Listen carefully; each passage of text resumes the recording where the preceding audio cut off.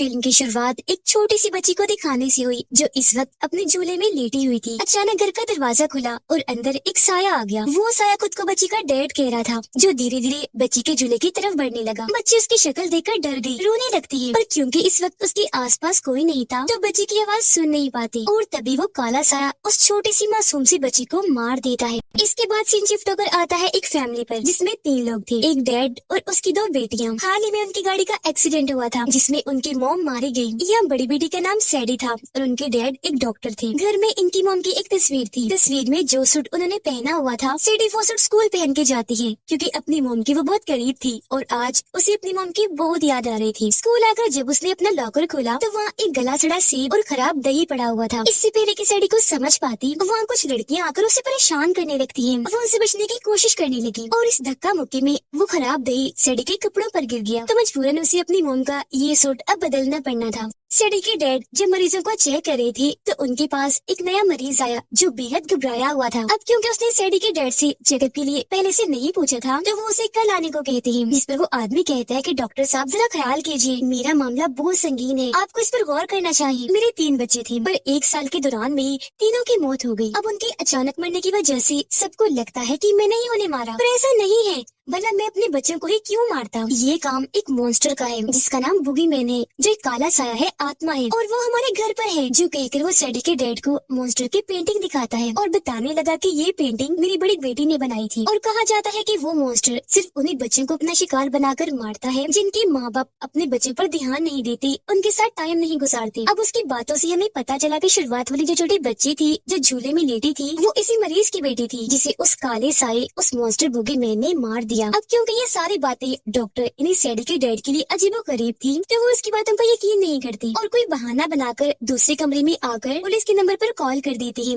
ताकि पुलिस आकर उसे गिरफ्तार कर ले। उन्हें लग रहा था जैसे उसका ज़हनी तवाज़ुन खराब है। अब तक सैडी भी स्कूल से घर वापस आ चुकी थी। वो अपने मोम का सूट जिस पर दही गिर गया था उसे वॉशिंग मशीन में डाल देती है धुलने के लिए, लेकिन फौरन उसने अपना सर ऊपर उठाकर देखा क्योंकि उसे घर में किसी के होने का एहसास हो रहा था।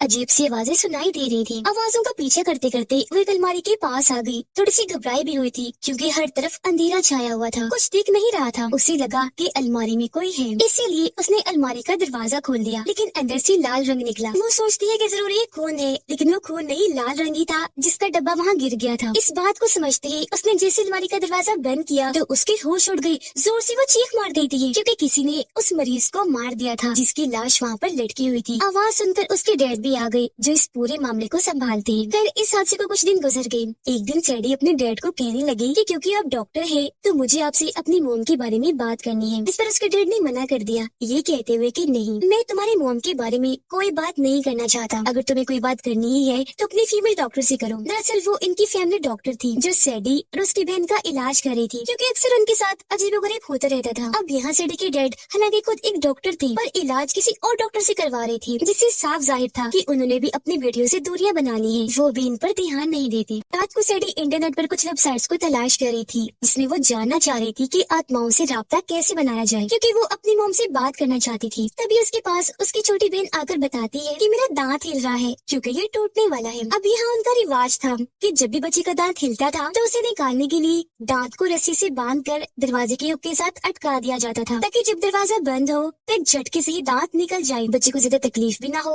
ना ही ज्यादा खून बहे। अब सैडी उसके दांत को रस्सी से बांधकर दरवाजे के हुक के साथ अटका देती है। उसने उल्टे गिनती इन्हें 3 2 1 के बाद दरवाजा बंद करना था, लेकिन अभी वो 2 पर ही थी कि एकदम दरवाजा बंद हो गया जिससे बच्ची को तकलीफ हुई। रोते हुए वो सैडी से कहने लगी कि तुमने तो कहा था कि 3 2 1 के बाद बंद करूंगी तो पहले ही क्यों कर दिया। जो सुनकर सैडी काफी हैरान रह गई क्योंकि ये काम उसका नहीं बल्कि उसे बुरे मॉन्स्टर काले साए बुगीमैन का था जो अब यहाँ आ गया था इन दोनों को अपना शिकार बनाने के लिए। और फिर धीरे धीरे करके वो उस दांत को भी अपने अंदर समा लेता है। अगले दिन जब ये दोनों बहनें अपने डॉक्टर के पास गयी, डॉक्टर इनसे कहती है कि आज तुम्हारा एक टेस्ट है, तुम्हें अपने डर पर काबू पाकर इस टेस्ट को पास करना है। इतना कहकर वो पूरे घर में अंधेरा करवा देती है, बीच में एक लाल रोशनी रख देती है जो धीरे धीरे करके जलना शुरू हो रही थी। लेकिन इसी वक्त घर में सैडी की छोटी बहन बुगीमैन को देख पा रही थी। वो धीरे धीरे उसके करीब आ रहा था, उसे बहुत डर लग रहा था। फिर एक वक्त ऐसा आया जब बुगीमैन उसके बहुत करीब आकर बस उसे मारने ही वाला था कि तभी वो जोर से चीख मार देती है और उसके ऐसा करने से डॉक्टर पूरे घर की लाइट्स ऑन करवा देती है। पर तक बुगीमैन वहाँ से जा चुका था। अब सैडी अपने घर में होने वाली उस मरीज की मौत पर काफी रिसर्च कर रही थी। जिस बीच उसे वो फोन फोन भी मिल जाता है जो उसके डैड के पास तब था जब वो उस मरीज से बातें कर रही थी। साथ ही मरीज के घर का पता भी। उसके डैड की आदत थी कि जब भी वो किसी मरीज के साथ बातें करती थी तो उसे रिकॉर्ड कर लिया करती थी। और अब जब सैडी वो रिकॉर्डिंग सुनती है तो उसे भी लगने लगता है कि हाँ सच में कोई साया, कोई ऐसी आत्मा है जिसने उस आदमी के बच्चों को मारा होगा और अब वो यहाँ हमारे घर भी मौजूद है। यहाँ सैडी को वो डायरी भी मिल जाती है जिस पर उस मरीज की बेटी ने उस मॉन्स्टर बुगीमैन की तस्वीर बनाई थी। और यहाँ सैडी पहली बार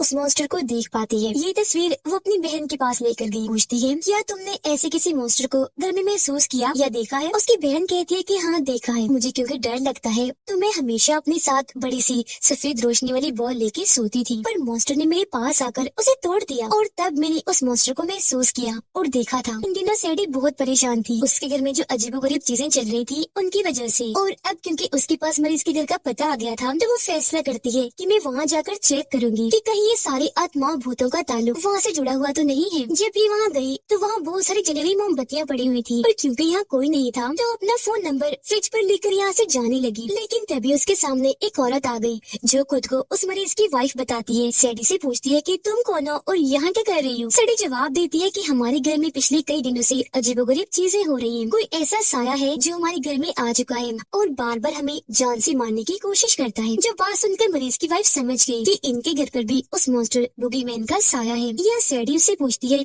कि मैं यहाँ इसलिए आई हूँ ताकि जान सकूं कि उस मॉन्स्टर से पीछा कैसे छुड़वाया जाए, तो आप हमारी मदद कीजिए, इसमें हमें क्या करना चाहिए? जो सुनकर मरीज की वाइफ जवाब देती है कि अफसोस ऐसा कोई तरीका नहीं है जिससे तुम उस मॉन्स्टर से बच सकती हो। वो कभी तुम्हारा पीछा नहीं छोड़ेगा, तुम जहाँ जहाँ जाओगी वो वहाँ ही आ जाएगा और ये सिलसिला तभी खत्म होगा जब तुम जान से मारे जाओगे। उस मॉन्स्टर को बुगीमैन कहते हैं जो तुम्हारे डर का फायदा उठाकर पहले तुम पर हावी होता है, फिर तुम्हारे ही फैमिली मेंबर्स की आवाजें निकालता है। अब जाहिर है इस वजह से जब तुम बहुत ज्यादा डर जाते हो तो वो तुम्हारी जान ही ले लेता है। पर हाँ, इसकी एक कमजोरी या कहीं की कमी है और वो है रोशनी। रोशनी से इसे बहुत डर लगता है। उनकी ये बातें चल ही रही थी कि तभी यह सच में बुगीमैन आ जाता है, जिसे देखकर मरीज की वाइफ सैडी को कहती है कि खड़ी रहो, आराम से हिलना नहीं। और अब जैसे उसने बुगीमैन पर गोली चलाई, मौका पाकर सैडी यहाँ से भाग जाती है। वो घर आ गई। काफी दिन गुजर जाने के बाद मॉन्स्टर इन्हें परेशान करना नहीं छोड़ता। कभी वो सैडी को परेशान करता है तो कभी उसकी बहन को। अब उसके डैड आकर कहते हैं सैडी तुम्हारी मॉम का सामान बेचने का वक्त आ गया है,